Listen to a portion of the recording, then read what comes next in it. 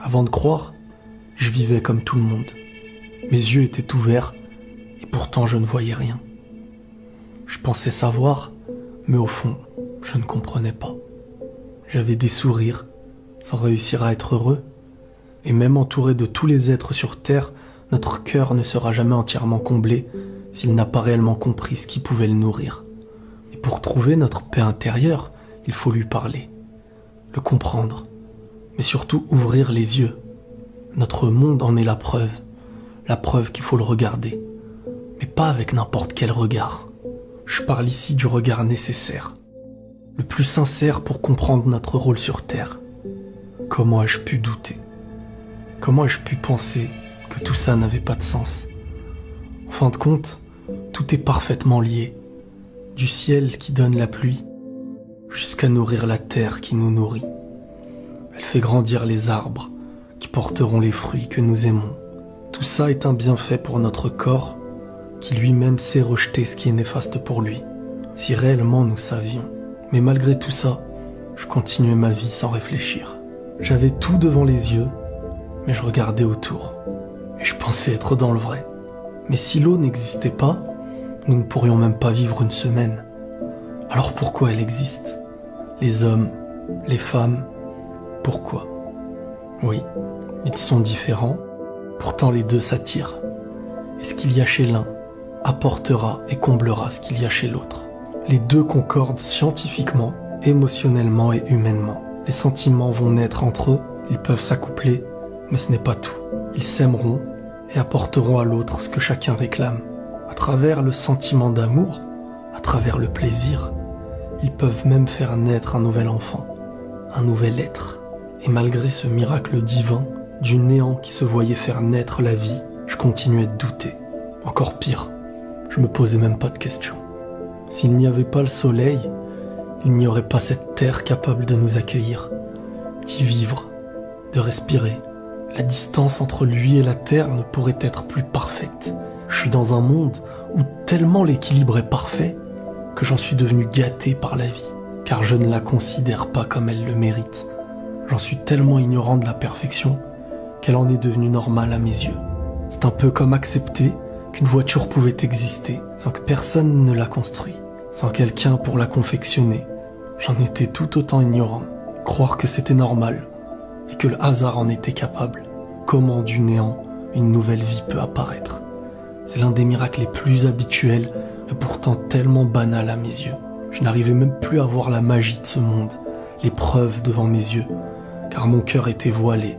Il voyait ce que les gens peuvent apercevoir, mais il ne pouvait jamais réellement y croire. Chaque chose sur notre corps a une utilité, de la plus petite cellule aux membres qui composent nos corps. Pourquoi la vie ? Pourquoi la mort ? C'est l'une des plus grandes questions. Et celui qui veut la réponse doit retirer en lui tout ego et chercher la vérité à travers la sincérité. Comment un monde si parfait, si équilibré, comment celui-ci n'aurait aucun but, aucune suite ? C'est en se refusant de réfléchir que je refusais d'y croire. Mais dès lors que j'y pensais, mon cœur avait peur, car la vérité était proche. Mon ignorance était comparable à croire que toutes les pièces d'un puzzle qui s'assemblent parfaitement seraient liées par le simple hasard. Comment ai-je pu croire au hasard alors qu'il n'en existe aucun ? De la plus petite rencontre à la plus grande déception. Chaque chose est un signe et chaque chose est un bien. C'est comme si le chemin de notre vie était tout tracé et qu'on avait le choix de décider si on l'acceptait. La seule imperfection que j'ai trouvée à ce monde vient de celui qui en doute, de celui qui le détruit. Nous, les hommes. Car aucun animal ne détruit, aucun poisson ne pollue l'océan, aucun insecte ne fait plus que son rôle. Et chacun d'entre eux possède un rôle qui maintient notre bien-être et notre équilibre.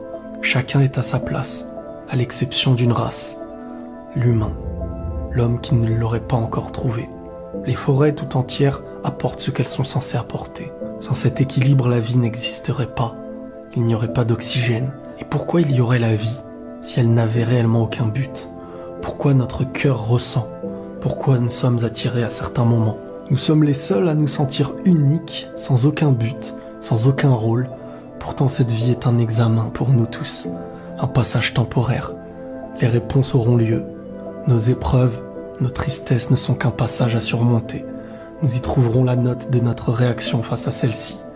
Personne, et même le plus orgueilleux, le plus destructeur, ne pourrait se sentir plus fort que la vie, car elle se terminera, et c'est là qu'on rendra des comptes. C'est pour ça que j'ai décidé de baisser la tête, car je n'ai aucune raison de faire le fier, sans avoir réussi à accomplir mon rôle. Comment un monde tout aussi réglé ne pourrait pas avoir de règles pour y vivre? Je me suis rappelé qu'on était les seuls êtres vivants capables de choisir. Donc s'il y a un choix, il y a forcément un objectif. J'ai pas besoin de vous le dire pour le trouver, car chacun le trouve en lui. Chacun trouvera les réponses, mais tout dépendra de sa sincérité.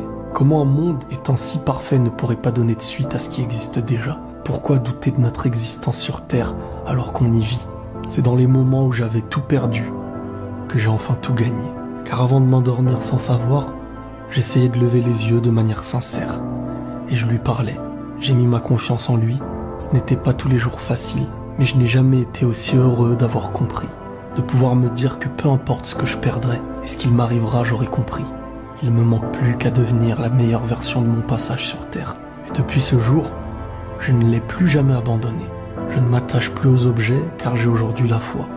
Depuis que j'ai la foi, j'ai compris que tout ce qui existe sur Terre accomplit son rôle avec ses propres règles. Et c'est pour ça que tout fonctionne correctement. Le seul problème, c'est l'homme.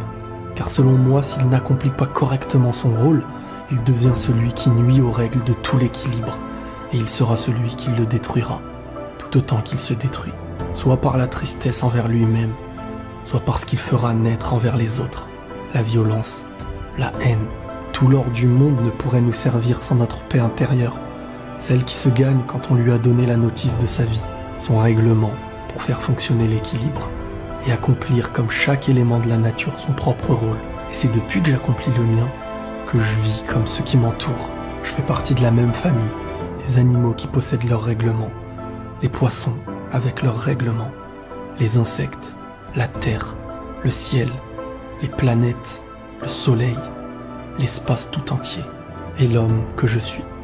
Celui que nous sommes avons aussi le nôtre.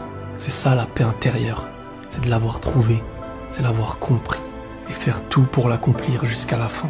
Mais pour l'avoir compris, il faut être le plus sincère envers nous-mêmes. Plus tu rejetteras les barrières comme l'ego, la haine, plus tu t'en approcheras. Être sincère avec son existence pour la retrouver avec le Créateur. Vous trouverez la réponse de votre rôle. Demandez-la avant de dormir. Demandez-la au réveil, jusqu'à ce que vous la trouviez. Mais ne l'abandonnez jamais.